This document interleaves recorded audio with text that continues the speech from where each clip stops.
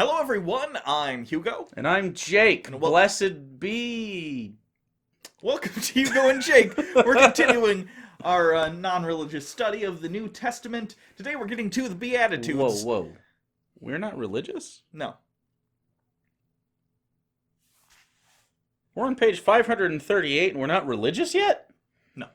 Oh, fuck. This is sort of the blessed are the poor, stuff like that. You'll have heard this somewhere before if you live in a Western country. I didn't go to church growing up. I was not raised Christian, very ignorant of it most of my life. I actually, for most of my life, had heard the Beatitudes and a thing like that, like as kind of like a shorthand for all of these tenets that we're about to talk about. I didn't realize what they actually were until we started reading this again. Yeah. That's how far removed I am. But yeah, these are all the things, and I don't know what the title of this video is going to be, but in my head, it's kind of like the Beatitudes, or how I learned to forget everything the Republican Party says they're about. Thou shalt not shoot tear gas over the border illegally at children. That's actually not written down. That makes sense. No, Okay, it's makes fine sense. then. Yeah. Green light. Anyway, today we're starting with the Beatitudes, which is the first part of the Sermon on the Mount. So it's Matthew chapter 5. I guess just chapter 5. Yeah. Now when Jesus saw the crowds, he went up on a mountainside and sat down. His disciples came to him, and he began to teach them. This is after Jesus, chronologically after the stories we told recently where he had healed the sick, and a bunch of people lined up at the house to come and get healed by him. Because and the people universal health care. Yeah, people dug a hole in the roof, and they dropped their friend down. This takes place directly after that. So Jesus is like, all right, free healthcare for everyone. But also he's like, oh, I've hit my limit with social interaction. I'm going up on a mountain. And then his friends followed like a bunch of inconsiderate cunts. And then everyone else came too, because there's a crowd going and you don't know what's going on. It's the middle of nowhere. Yeah. It's like 30-something AD, maybe late 20s-something AD. Should have flashbanged him with your holy light, Jesus. Not a lot to do. Someone goes up on a mountain and starts talking, you go, oh, that's something to take up part of my surprisingly short life. Yeah. Man, I'm 32. I'm on borrowed time at this point. Yeah. So, anyway, this is actually some good stuff Jesus has to say. It's some decent stuff. Whoever wrote this had to say. Yeah, so these are in red so that you know it's Jesus. So when I speak from now on, totally Jesus. He said, "Blessed are the poor in spirit, for theirs is the kingdom of heaven." Blessed are the poor in spirit. That's interesting because later we're gonna, a little bit later, we're gonna talk about the sermon, not on the Mount. There's a sermon that starts out with him in Luke. And it says he found like a level place. I forget exactly what it was called. We looked it up earlier, though. It's the Sermon on the Plain. Sermon on the Plain, which has some of the Beatitudes in there. And that actually does just say, blessed are the poor. So I think it's just a translation thing. Yeah, I mean, Luke comes much later than Matthew anyway. So I mean, it was like 30 years or some shit. Yeah. I forget because it's... Let me double check. At least 20. Yeah. Blessed are those who mourn, for they will be comforted. I hear this just about every time someone dies. Yeah. Just about every single time. They're going to be comforted in their death. I kind of agree if you mean comfort to not mean suffering, since their body has stopped sending signals to their dead brain. It's blessed are those who mourn. So it's like your family's... Oh, yeah, that's right. Your family's dead. You'll be all right, being I like God that message. Will make you feel better. So if you're religious, I understand why you would be compelled to say that to someone. Certainly. But when you say that to someone in bereavement, regardless, it almost certainly does not help. It kind of makes it about your religion. Yeah. If you know the person shares the same faith as you, fine, I get it. But even in those scenarios, like, I've encountered people who are like, oh, they're in a better place, and then they just are like they're not happier because of that. Yeah. Some people, maybe, like old people, Yeah. like when they die old, and it's not tragic, but... Sure. Ugh, don't do that to people. my story about my life that maybe I actually haven't shared on this channel before. I don't think you have. If you're going to talk about what Yeah. I think you're going to talk about. So my brother, years ago, and he's 3 years younger than me, so he's 27 now. When he was in his early 20s, he had a girlfriend who was a long-term girlfriend for a couple of years, and they were very much in love, and she was wonderful, and she died in a car accident. And she lived in the house with us. And at her funeral, and I'm not that broken up about it, so you don't have to say sorry to me. I mean, she wasn't my girlfriend. She was just a person I liked. Her family was religious, I guess. Sure. She wasn't religious. We literally had discussions about that. Yeah. And at the funeral, because she was living with my brother, the pastor or priest or whoever it was at the funeral home over here on I forget what it's called. It's like Frost or something. Yeah. Frost Cemetery. He even though she lived in sin, blah, blah, blah, blah. Fuck you. And I'm sitting there trying to support my brother who's clearly just devastated. Oh, yeah, absolutely. And I'm over here being mad, and then they asked if anyone wanted to talk this close. But it was my brother, so I didn't do it. But yeah, no, that irritated the fuck out of me. And not only that, it was like, I mean, she was in her early 20s. She, drank, she smoked, she Sure. partied, and, they weren't married, and I'm sure they fucked. So, you know what I mean? Like, it was a bunch of this, and she was trying to correct her path, and it's like, she wasn't even that bad. Like, what the it irritated the fuck out of me. Disgusting. And then it finished with, she's in a better place now, and I kept thinking to myself, Away she from died you? in a car accident. Oh, God. Yeah, that's not a very good place. She's anyway, away from those fucking people, though, so that's a positive. yeah, she didn't live with them, so Yeah. anyway, don't do that. No. Don't do that. You're a piece of shit. Blessed are the meek, for they will inherit the earth. That's convenient to say if you're like Yeah. someone in power. This right here, blessed are the meek, for they will inherit the earth. This sounds so fucking political to me. Do you know what I'm saying? Like, I don't know if he actually like say Jesus actually existed. Let's throw away that argument altogether. Jesus actually exists. Says, blessed are the meek, for they will inherit the earth. Does he mean it? I think religion's complicated to talk about. Yeah. To talk about, obviously, it's not a new observation to say that certainly religion has been used for social manipulation It does at times. seem manipulative. I'm very cynical, though. I think religion serves a multitude of purposes. Yeah. Certainly this sort of thing is comforting for certain people. For sure.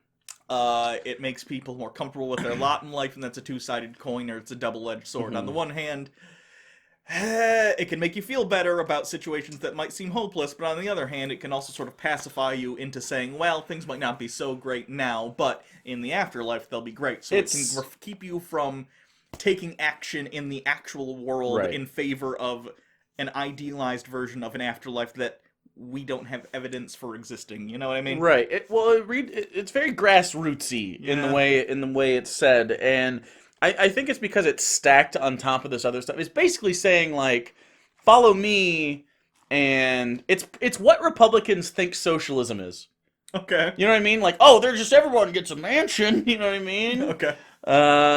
Yeah. So I think it's interesting to think about it from the point of view, though, like, this is from a group of people who are under the thumb of Rome. Yeah, right. So Judea not happily under the control of Rome for the most part.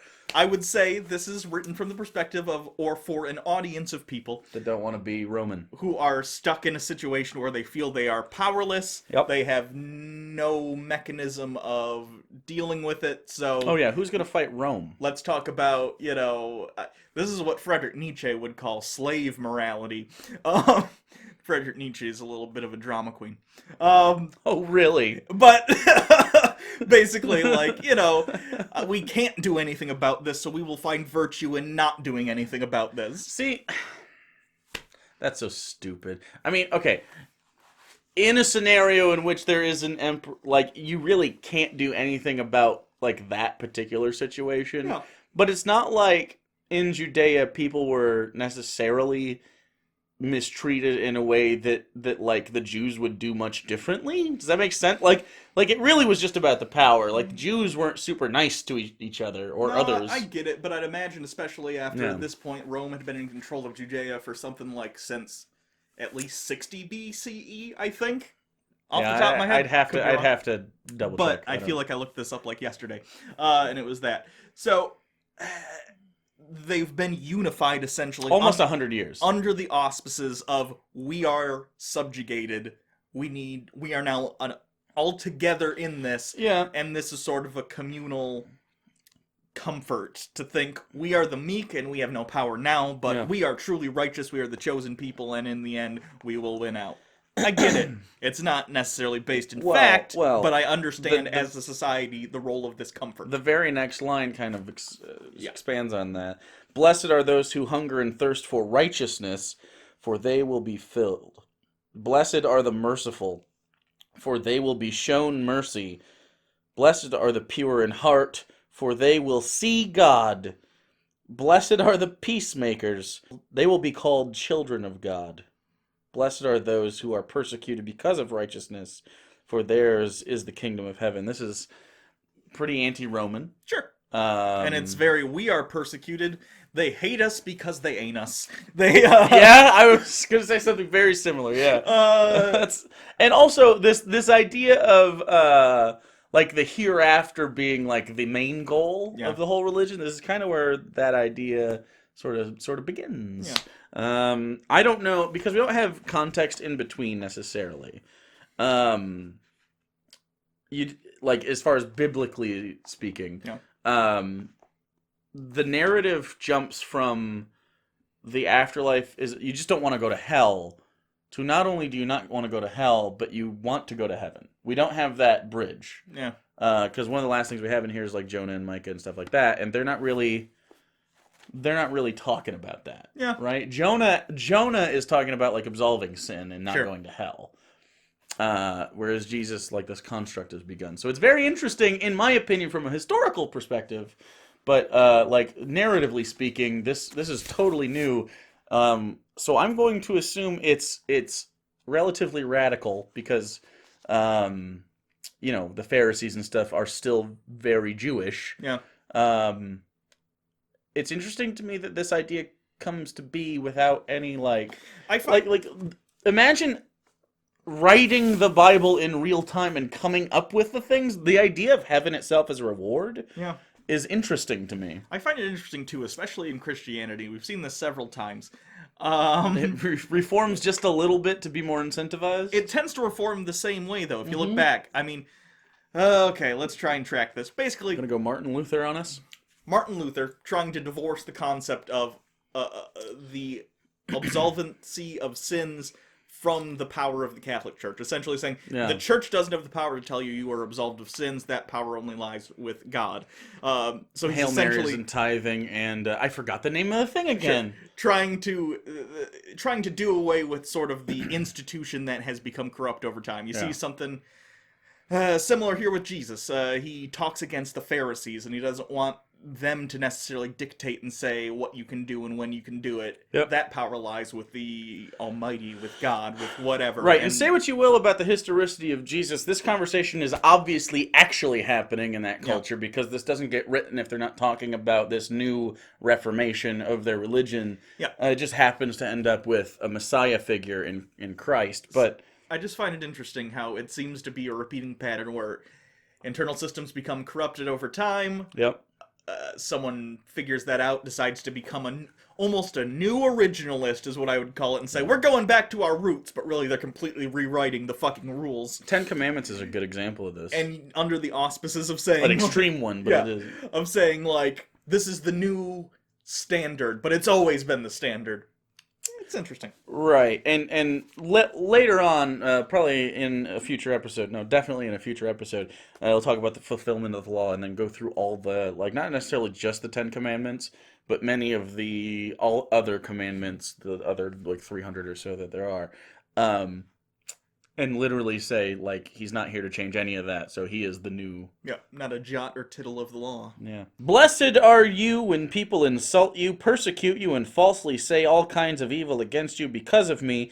Rejoice and be glad, because great is your reward in heaven, for in the same way they persecuted the prophets who were before you. Does that sound at all like what we hear from our president? Oh God! And I don't just mean it's not a Trump joke in general. It No, I means get it. anyone that's trying to control a narrative will often say they're going to say blankety blank negative things. Don't listen to them. Listen to me. Listen to us. We have the right message. It's a self-set-up persecution complex. Before the persecution begins, like, let's say this is true. Literally the, like, besides the people in the tent who are in Matthew, are they even upset at him? No, not really. Jesus heals the sick. No. There's not an argument between, like, oh, Christianity and what the Pharisees believe. There's not an argument happening until this moment where he preempts it. You know what I'm saying? I think that's a construct of the story being edited a lot. I think so too, but let's millennia. say, because how Christians believe is this is a through line, Okay, fair enough. a timeline. Okay. Like, that's propaganda. Yeah. I don't know. Yeah, so I find it interesting. Anyway, so Mark doesn't have this at all, but Luke does. Yeah, A this little is bit. the Sermon on the Plain, which is not exactly the same event being recounted. However, basically how it worked out is whoever wrote Luke had a manuscript in front of him from what we just read, and borrowed basically half of the Beatitudes, and then added a list of woes of his own, which are sort of the opposite of Beatitudes. Beatitudes sort of mean like good news, good, about 20, blessings. About 20-ish years later as well as when this is written. So the Beatitudes had plenty of time to be copied incorrectly a few times. And I believe scholars also say they're pulling from the Q document, which is another source that both, I believe, Luke and what we just read also pull from, that we don't have access to anymore because documents disappear. Okay. So this is Blessings and Woes. This is basically, the way I read it online, I don't know if... It seems like it goes from the Sermon on the Mount and then immediately finds a flat place, but I could be wrong. I could be wrong as far as the actual timeline of events as far as Christian historicity is concerned. I don't know. Luke's very different. Right. Well, that's why I'm saying the article I read before this implied, without saying specifically or explicitly, that it was like right after. Sure. So I could be wrong. I'm just saying that it seemed that way in the thing I just read, so it doesn't really matter, but... I think that's their way of justifying it in the article, because Probably. they recognize that there is sort of a very similar thing. So they're like, oh, that was right after the Sermon on the Mount, and they just, they said it was there, but it's the same, but it's not. Anyway. Blessings and woes in Luke chapter 6, verse 17 through 26. He went down with them and stood on a level place. A large crowd of his disciples was there, and a great number of people from all over Judea, from Jerusalem, and from the coastal region around Tyre and Sidon, who had come to hear him and be healed of their diseases. So that's probably why. They think it was right after the healings, where he goes up to the Sermon on the Mount very quickly, and then goes to a flat place.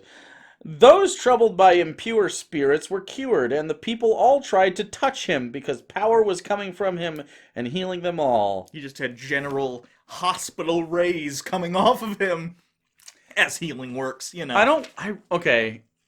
We've never tackled faith healing. Yeah. Probably a thing we should do at some point. Yeah. It's easy to... you just go to Darren Brown and it's done with, but... have you ever seen that? Yeah. I've seen a lot of Darren Brown's man, stuff. but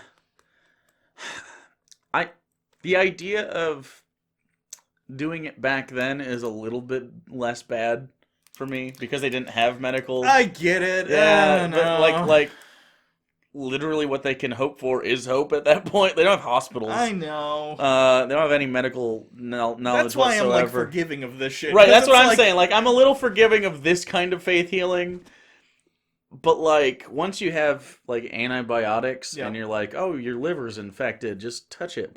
Don't take your pills. You know what I You're really an like? asshole. My favorite kind of faith healer is the kind that takes like chicken guts or whatever. Oh yeah, and like digs and they in. palm it, which is a Yeah, I mean everyone knows magician trick. it's like a sleight of hand trick. It's when you hide something in your hand, So then they take it and they pretend. I think it's called psychic surgery. Andy Kaufman had. I know. This I was done. gonna say that. And in Man on the Moon, there's a scene where that happens, And he sees it happen. I don't know if that actually. I don't know happened. if that's the implication. Is the implication? The implication is he sees it while it's happening. But is the implication that as a showman who his entire life is like fucks with people, is he Well, realizing that this is that? Okay, and it kinda is so amused by it? narratively in the film, yes. Okay. Narratively in the film Man on the Moon, Andy Kaufman, he's always got this facade up. The curtain never falls. When he finally needs something to be real, it also isn't. Okay. And so that's narratively yes. But no idea if it is. I don't know if it happened, but in the moment, he's obviously I don't know if the irony of that is for him. I think it's for the audience. I think for him, he shows a lot of hopelessness in that point, and where he's trying to put his hope in like literally everything. Yeah. You should watch Man on the Moon. It's Jim Carrey's probably second or third best movie, depending on where you put Truman Show. I disagree. I think Man on the Moon isn't a very good movie. Really? He's so good. The documentary Jim and Andy kind of made me think, wow, because Jim, he's an asshole. You're an asshole. Yeah. I mean, he's definitely an asshole. But everybody at the end of that liked Jim. Oh God, but like, I get it. It's not worth it. Well, dude. did you? But I think you should watch it again because all his friends were like, "This is kind of like getting Andy back for a little bit," and they thought it was nice. I disagree. Well, they said it. I don't know. I think they were all getting a paycheck. Okay. They were happy to be working. This was Danny DeVito in like the 90s. Danny DeVito. This is post. Let's take another break because Jesus is just a lot right now. Have you seen? Speaking of Danny DeVito. Did you see the interpretive dance that Mac did on Always Sunny? I did. Do you know how they filmed that?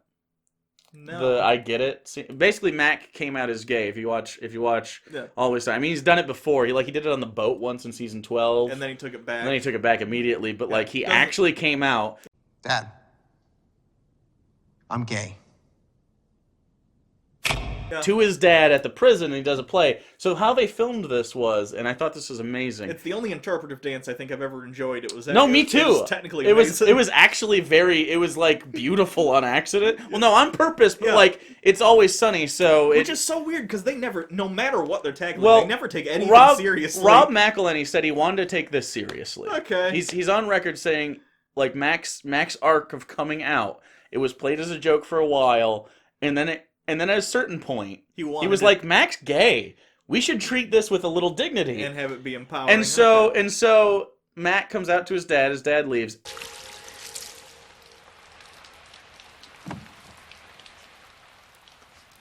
Everybody else, the only person that had a prompt in that scene was basically like, so watch this. Danny DeVito, they were like, okay, at the end of this, just say whatever you feel. Right? Okay. So what they did was Mac and Rob McElhenney and that dancer and then a small crew filmed that separately.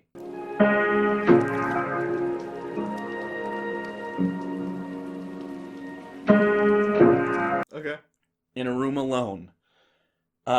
They show video of that like we see to that group of prisoners, like the actors and Danny DeVito and Frank, and they all just watch that together.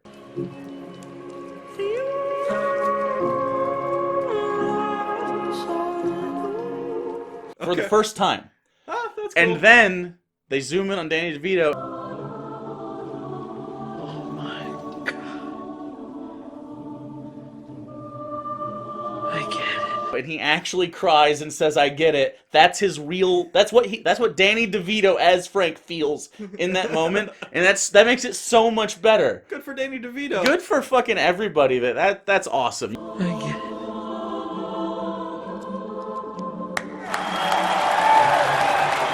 You should watch. It's genuinely good. I was so surprised. I love Always Sunny. This season, my favorite episode, I think, was the I haven't seen it yet. Beats Boggs Ladies reboot, which had almost none of the normal characters, but it was really funny. I did see the musical The Wiz episode finally. Oh, good. Yeah. Scott Bakula. Scott Bakula. Always take some more back. Anyway, back to the Bible. Blessed are you who are poor, for yours is the kingdom of heaven. Blessed are you who hunger now, and you will be satisfied. Blessed are you who weep now, for you will laugh. Blessed are you when people hate you, when they exclude you and insult you and reject your name as evil because of the Son of Man. So you see, you get three basically like, hey, here's the hopeful thing. You're not going to be poor, hungry, or sad anymore. Yep. You're going to be happy. Also, if they talking shit, they wrong. Forget the haters. Yeah. Hashtag self-love. As much as I can give Luke shit for, like, Ripping it off? changing things later, although John does a worse job, I think. They truncated. They were like, we can... Yeah, we can pare it down a little bit. Yeah, I respect it. Goes on to say, rejoice in that day and leap for joy, because great is your reward in heaven. For that is how their ancestors treated the prophets. So again, this idea of reward. I think by the time Luke comes around, you've had 20 plus years of the written message. And then on top of that, you've had 40 years since Jesus existed and was killed. So this heaven movement, this Reformation is still moving forward slowly, but it's moving. I find it interesting also that they say for that is how their ancestors treated the prophets. Again, trying to establish a new order while also trying to connect it to the past, to traditions, to say, this isn't new. This is how it's always been. You just didn't know it. Yeah, pretty much. I find it interesting how 60 years to get to that point. new institutions trying to establish themselves as legitimate by anchoring themselves to older institutions. Oh, we don't know anything about that, Henry. But woe to you who are rich, for you have already received your comfort. Woe to you who are well fed now, for you will go hungry. Okay, why are rich people and people who have food suddenly suffering? Also, kind of like the Constitution of the United States of America, I don't think the people who wrote this envisioned a time where we could, I don't know, get in our buggies drawn by horses and go to a place and get food on a $1 menu. Fair enough. Yeah. You know what I mean? Food is more plentiful. Food is like literally like, we take food for granted so much in the Western nations. Yeah. And like even where this was written now today, not without food, with violence, but not without food. But the audience this is written for: hungry, sad, right? And now subjugated. The world is objectively a better place, in spite of this. But yeah, yeah. I mean, why are you punishing people that have? Is the question. Republicans. Woe to you who laugh now, for you will mourn and weep. Woe to you when everyone speaks well of you, for that is how their ancestors treated the false prophets. So basically, Jesus is a vindictive cunt. Like, what the fuck is that about? Thou shalt not covet thy neighbor's bullshit. Covet everything they have now. Covet all of it because fuck them. Or at least be jealous of it now. And then get your payback. It's not really covet, but yeah. Doesn't this just turn Earth into a game of wealth hot potato? Where you take it. No, I don't want the wealth. You take it. No, you take the food. I don't want it. Yeah. Because then I'll go to hell. Yep.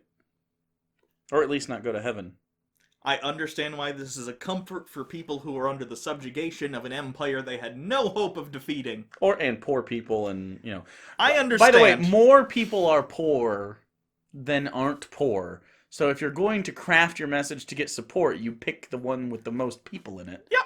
And that's that. I mean, it's so clearly crafted. I don't know how people can't think about this for like a minute outside of the religious context. Like, imagine this is real life, right? Crafted. It's political. It's literally just like standing on a soapbox trying to get votes.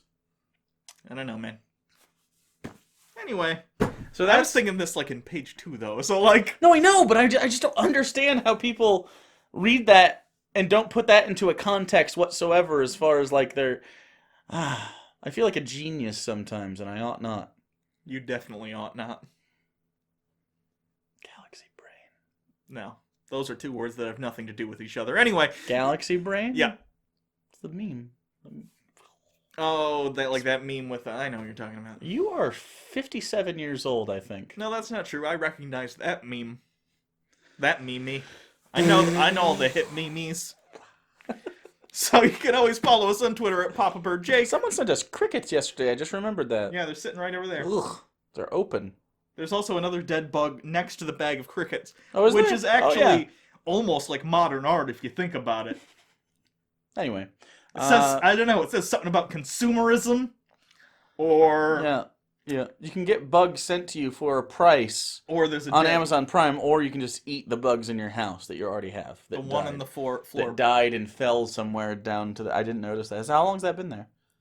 A couple. Because this place just got cleaned like 2 weeks ago. I don't know, but I don't think the bug on the floor honey barbecued itself before it died. Are those So, honey barbecue crickets? Yeah. Oh, fuck. I like honey barbecue. Anyway. Are we gonna eat those fucking crickets? I hope not. We should get really high before we do the weird box. Real high. I'm not doing it if we gotta eat bugs. I already get creeped out by bugs. You're not gonna be high to eat the bugs? I feel like I'll be more likely to eat them. I'll be hungry. You know, no, I did the Twitter. Patreon if you want to help support the show. We got a P.O. box, or you can send us bugs. Edible bugs. Not just any bugs. Also, don't just send us bugs. Send us weird shit. Like, we also got testicle jerky. Yeah. Doesn't have to be testicle jerky. Or send us something actually delicious, like potatoes. Potato chips. So you got weird stuff from where you're from. I want it. I want to try it. Wherever you're from. Are you from New Zealand? Give me that. You from fucking Uzbekistan? They probably don't have a mail service, but give me that. Yugoslavia. Is that a place still?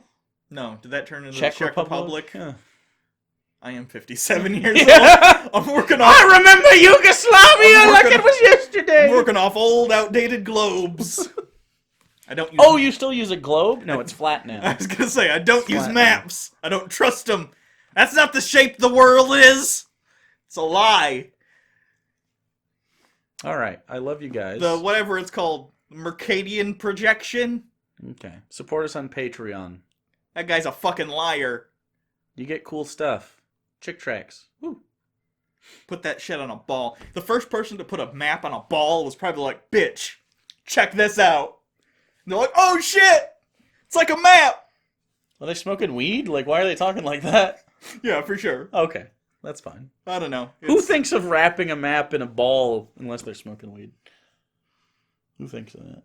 Nobody. Not one. Globe making used to be quite the industry. R.I.P. cartographers. Oh, man. Man, Google put them out of business. Satellites in Get the general. fuck out of here. Yeah. Oh, you want to spend a lifetime learning how to craft maps and how to do whatever weird string Imagine thing you going do to when you- school for that in like the 70s. Right? But like I'm going to be a cartographer in the 70s. That thing where you take the telescope and you look at it and then you have like a line on it, whatever the fuck that does. Yeah. Measuring, probably. I don't know. Yeah. What's that for? Cartographers? Amateur, I assume, because you're probably not making money doing it. Like learning in the 80s and 90s, I think you have time to get into a different field, but by the time like say it's 78ish, right? Yeah. You got 20 years in the biz. Your pension's on the line. Google has killed people. Cartographers' lives are in your hands. I thought the dystopia we Google. were gonna get would be more fun than this. Yeah, it's just like cartographers. It's Fuck just you. like shitty. Yeah. It's just shitty. It's like a weird shitty. It's like very convenient shitty though. It's super convenient. My boss is an algorithm that doesn't like me. Hmm.